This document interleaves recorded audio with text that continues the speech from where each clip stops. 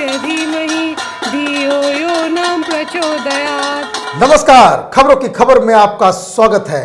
हिंदुस्तान में जो कुछ आज हुआ है वो ऐतिहासिक है, अकल्पनीय है, अनबिलीवेबल।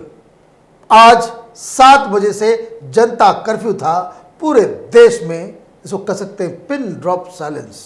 दिल्ली हो, मुंबई हो, पटना हो, भोपाल हो, कोलकाता हो, हर जगह सड़कें वीरान थी। लोग अपने अपने घर में थे।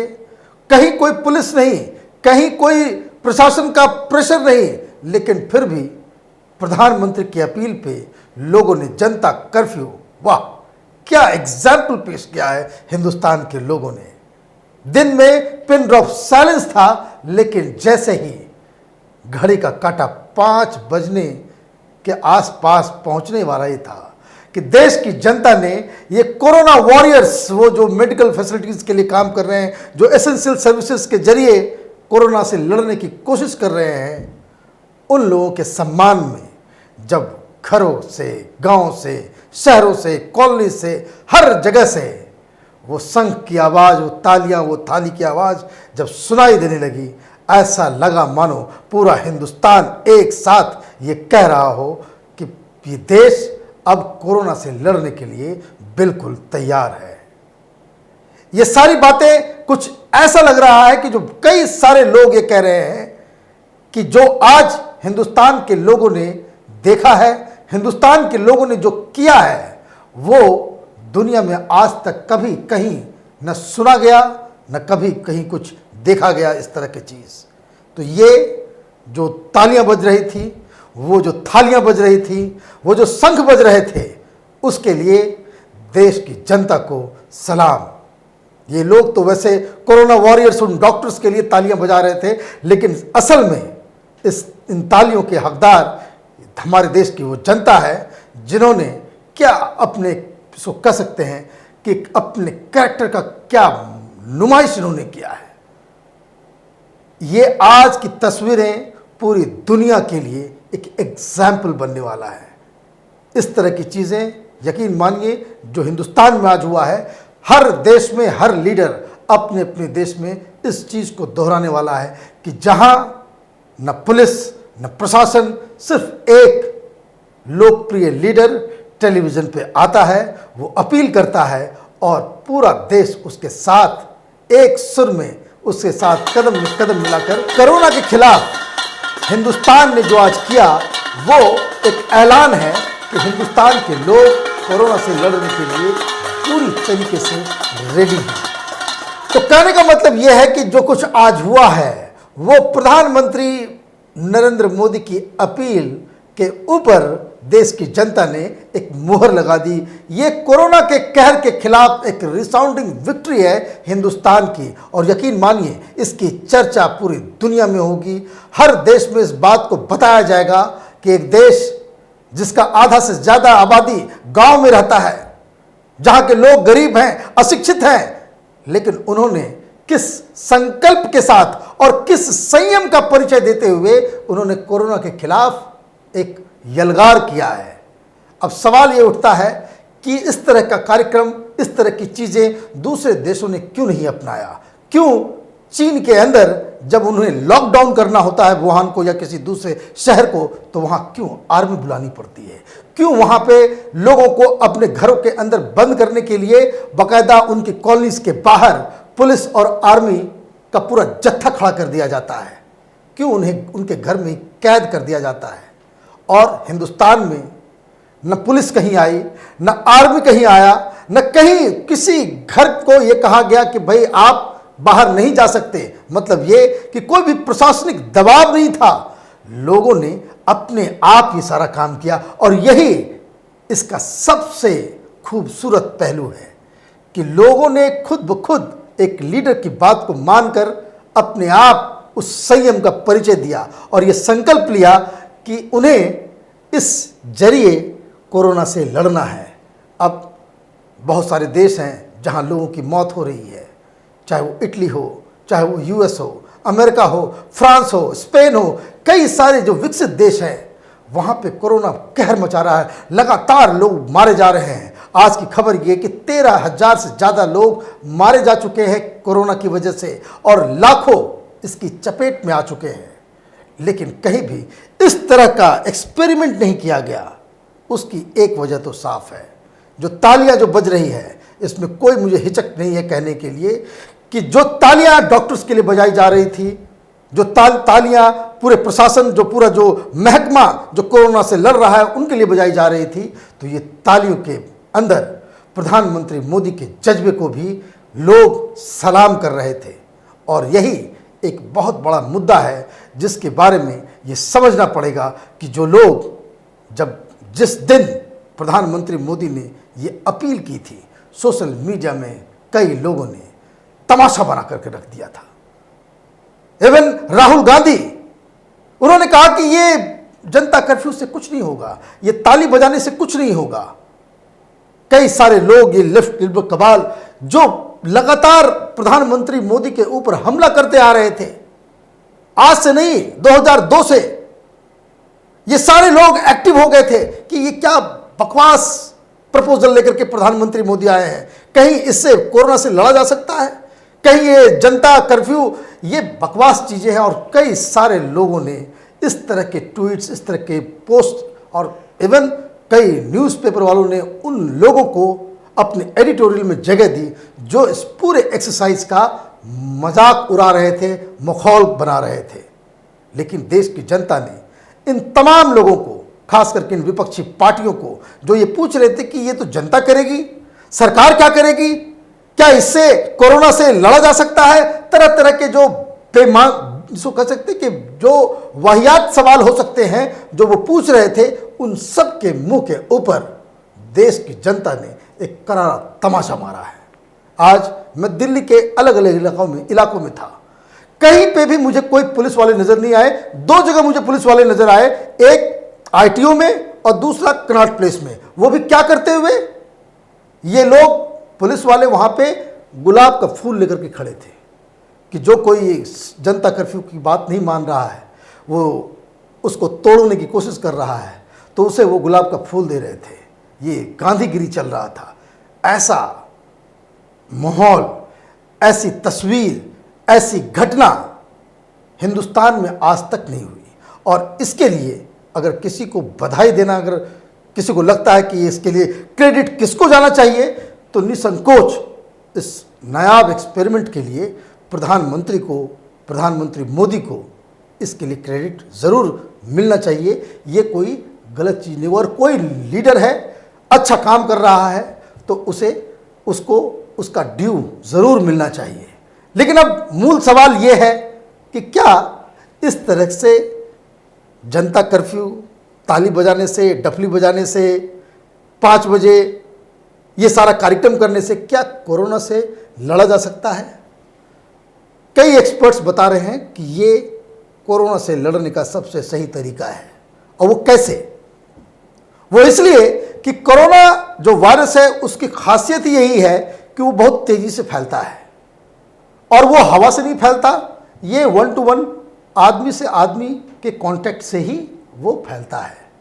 हम लोग अभी सेकेंड स्टेज में हैं, कुछ एक्सपर्ट्स ये बता रहे हैं कि शायद हम थर्ड स्टेज में जाने वाले हैं, जहां स्थिति और भी बहुत ही ज़्यादा चिंताजनक होने वाली है, जहां पे इस तरह के जो एक्सरसाइज जो आज एक नमूना, एक ट्रायल के तौर पे प्रधानमंत्री मोदी ने जनता कर्फ्यू का आह्वान किया, शायद आने वाले दिनों में हमें और भी इसको ज़्यादा करना पड़ेगा। और इसलिए प्रधानमंत्री ने ये सोचा कि जो जनता कर्फ्यू है, अगर हम 14 घंटे के लिए लोगों को रोक दें घरों के अंदर, तो कम से कम ये जो फैलने की जो स्पीड है, जो उसका जो फ्रीक्वेंसी है, उसको चेक किया जा सकता है। क्योंकि ये जो वायरस है ये कुछ घंटों के बाद खुद मर भी जाता है, वो निष्क्रिय हो जाता है। इसलिए जो लोग जितने अपने घर के अंदर बंद रहेंगे, जितना लोगों के कांटेक्ट में नहीं आएंगे, फ़ायदा उतना ज़्यादा होगा। और स्थिति चूँकि ये नियंत्रण करना इसको ज़रूरी है, नहीं तो ये बहुत लोगों को परेशान भी कर सकता है। जान तो उतनी नहीं जाएगी, लेकिन बहुत सारे लोग बीमार हो सकते हैं। एक समाज में, देश के अंदर में कैओस क्रिएट हो सकता है। इसलिए सरकार अलग अलग स्टेप्स उठाना इन लोगों ने शुरू कर दिया है। अभी क्या हो रहा है कि लोग जो बाहर से आ रहे हैं, दुबई से आ रहे हैं, ईरान से आ रहे हैं, चीन से आ रहे हैं, या बहुत सारे लोग जो इटली से आ रहे हैं, यूरोप के अलग अलग जगहों से आ रहे हैं, वो इस बीमारी को लेकर के अपने साथ आ रहे हैं और हिंदुस्तान में फैला रहे हैं। तो अभी ये माना जा रहा है कि जिन जिन जगहों पे, जिन जिन शहरों में इस तरह के केसेस निकल रहे हैं, उन शहरों के अंदर सरकार लॉकडाउन करने वाली है। तो इस तरह से 75 डिस्ट्रिक्ट्स को पूरे देश में अलग अलग राज्य की सरकारों ने उन्हें चिन्हित किया है कि 75 डिस्ट्रिक्ट को बाकायदा लॉकडाउन किया जाएगा। इसका मतलब यह है कि जिस तरह से आज लोगों ने स्वतः कर्फ्यू को ऑब्जर्व किया, उसी तरीके से उन 75 डिस्ट्रिक्ट्स में लोग घर से बाहर नहीं निकलेंगे, ताकि ये उस इलाके में फैले नहीं। ये 75 डिस्ट्रिक्ट्स कौन हैं?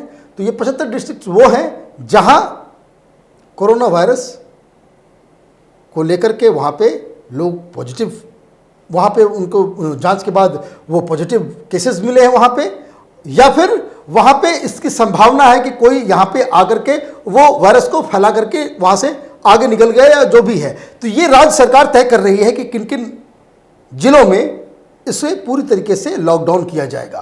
प्लस जो एक खतरा नज़र आ रहा था कि एक तो माहौल उस तरह का बन गया, तो लोग, बहुत सारे लोग वापस अपने अपने गांव में जा रहे हैं, तो उसको लेकर के ट्रेन्स में आप देख रहे हैं किस तरह से भीड़ उमड़ पड़ी।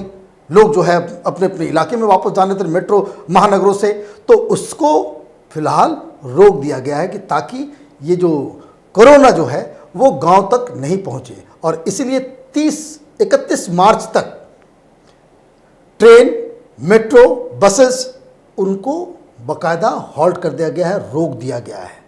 ये कोई चिंताजनक स्थिति, इसमें बहुत ज़्यादा चिंता होने की बात नहीं है, क्योंकि जिस तरह से आज लोगों ने अपने घर में परिवार के साथ इस पूरे जनता कर्फ्यू को ऑब्जर्व किया है, ये आगे 31 तारीख तक पूरे हिंदुस्तान को ऑब्जर्व करना पड़ सकता है, ताकि ये जो पूरा जो चेन है इसको हम रोक सकें, ताकि हिंदुस्तान 3rd और 4th फेज में जाने से बच जाए।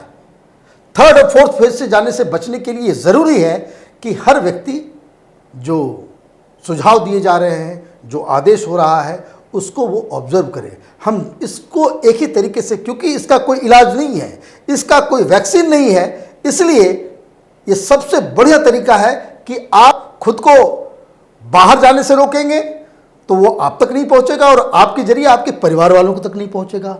और इस तरह से एक एक इंडिविजुअल लेवल पे सब लोग अगर इस चीज़ को ऑब्जर्व करते हैं तो शायद हिंदुस्तान 3rd और 4th फेज में जाने से बच जाए। क्योंकि अगर ये वायरस और ये जो महामारी का जो स्टेज है, अगर हम 4th फेज में चले जाते हैं तो फिर चूँकि इलाज नहीं है तो कई लोग इसके चपेट में आ सकते हैं। चूँकि ये स्थिति बहुत ही चिंताजनक है, और अच्छी बात यह है कि सरकार इन सारी चीज़ों को मॉनिटर कर रही है। तो हमारा पहला कर्तव्य यही होना चाहिए, जिसे आज हमने, हिंदुस्तान के लोगों ने बाकायदा अपने कार्रवाई से, अपने काम से, जिस तरह से आज जो एग्जाम्पल पेश किया गया है, उसके जरिए इससे लड़ा जा सकता है। इसलिए जो लोग ये सवाल उठा रहे थे कि भाई ये जनता कर्फ्यू से कुछ नहीं हो सकता, इसे रोका नहीं जा सकता, सवाल उल्टा पूछा जाना चाहिए कि जो राहुल गांधी ये जो ट्वीट कर रहे थे कि इनसे कुछ नहीं होने वाला है, ये जो वामपंथी, ये सारे लोग जो एंटी मोदी ब्रिगेड जो हिंदुस्तान के अंदर में अलग अलग तरह के सवाल पूछ रहे थे, इनको एक नशा चढ़ा हुआ है हर चीज़ में सवाल पूछने का। तो जो सवाल पूछ रहे थे उनकी तरफ से हैरानी की बात यही है कि उनकी तरफ से कोई सुझाव नहीं आया है, उनसे कोई सुझाव नहीं आया कि किस तरह से लड़ा जाए। लेकिन ये सवाल पूछने में सबसे आगे हैं। कल मैं देख रहा था कुछ टेलीविज़न चैनल में इस तरह के लोगों को बुलाया गया था, और कुछ वो जो पूरा सरकार के खिलाफ जो एजेंडा चलाने वाले जो कुछ मीडिया हाउसेस हैं वो भी बैठे हुए थे। तो उसमें एक सजेशन आया कि क्यों नहीं सारे प्राइवेट हॉस्पिटल्स को नेशनलाइज कर दिया जाए। लोगों की जान जा रही है, इन्हें राजनीति की पड़ी हुई है। यह अद्भुत स्थिति है कि लोग यहां परेशान हैं, डरे हुए हैं। लोग महामारी से बचने के लिए अलग अलग उपाय सुझा रहे हैं, लेकिन कुछ लोग हैं इस देश के अंदर में, और ये विपक्ष इन्हें राजनीति समझ में आ रही है। वो अपने वैचारिक दृष्टि से जो है महामारी को भी डील कर रहे हैं। जैसे राहुल गांधी ने कह दिया साफ साफ कि कोरोना कोई बीमारी नहीं है, ये महामारी नहीं है, ये एक आर्थिक प्रॉब्लम है। तो ये जो है इसका नुकसान लोगों को नहीं होगा, अर्थव्यवस्था को होगा। तो सवाल यही है कि जिस तरीके से आपने देखा कि चाहे वो कोई बड़ा कारोबारी हो या छोटा कारोबारी हो, इन लोगों ने अपने फैक्ट्रीज को उन्होंने बंद कर दिया। सारे जो बिजनेसमैन हैं, जो दुकान चलाते हैं, जो कपड़ा बेचते हैं, जो सारे जो बाजार में जिनकी दुकानें थी, पूरे देश में आज इन लोगों ने लॉकडाउन कर लिया।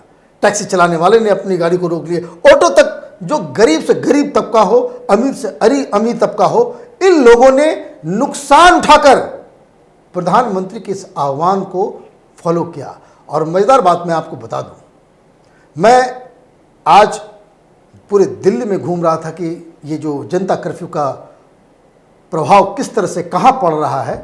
तो इस दौरान मैं कांग्रेस पार्टी के दफ्तर भी गया। वहां की तस्वीरें देखिए, वहां भी लॉकडाउन है, वहां भी कांग्रेसी कार्यकर्ता एक भी नजर नहीं आया कांग्रेस के हेडक्वार्टर में। कहने का मतलब ये है कि ये जो विपक्ष के जो नेता हैं वो हकीकत से, ज़मीनी सच्चाई से इतने कटे हुए हैं, इतने दूर चले गए हैं कि इनको ये समझ में नहीं आ रहा है कि ये इस मुसीबत के वक्त में, कि जब पूरे देश के ऊपर एक मुसीबत आया हुआ है, उस वक्त उनका क्या रवैया होना चाहिए। और सबसे अफसोसजनक बात यह है कि इस रिसाउंडिंग विक्ट्री, ये जो जनता कर्फ्यू का जो उसको पूरी तरह से जिसको कह सकते हैं जो सक्सेसफुल हुआ है 100%, उसके लिए किसी विपक्ष के लीडर ने अभी तक न तो एक ट्वीट किया है, न इन चीज़ों को सराहा है, और ना ही लोगों को धन्यवाद दिया है कि लोग कोरोना से लड़ने के लिए एकजुट हो चुके हैं। अब देखना यह है कि कब तक इनकी आंख खुलती है, कब तक वो इस बात को मानते हैं कि जहाँ तक जनता के साथ संवाद करने का, जनता के साथ रिश्ता जोड़ने का कि जो कला प्रधानमंत्री मोदी में है, वो कब तक उनसे कुछ थोड़ा बहुत ही सही सीख पाते हैं। आप देखते रहिए कैपिटल टीवी। हमारे वीडियोस को लाइक कीजिए, शेयर कीजिए और हमारे चैनल को सब्सक्राइब कीजिए। धन्यवाद।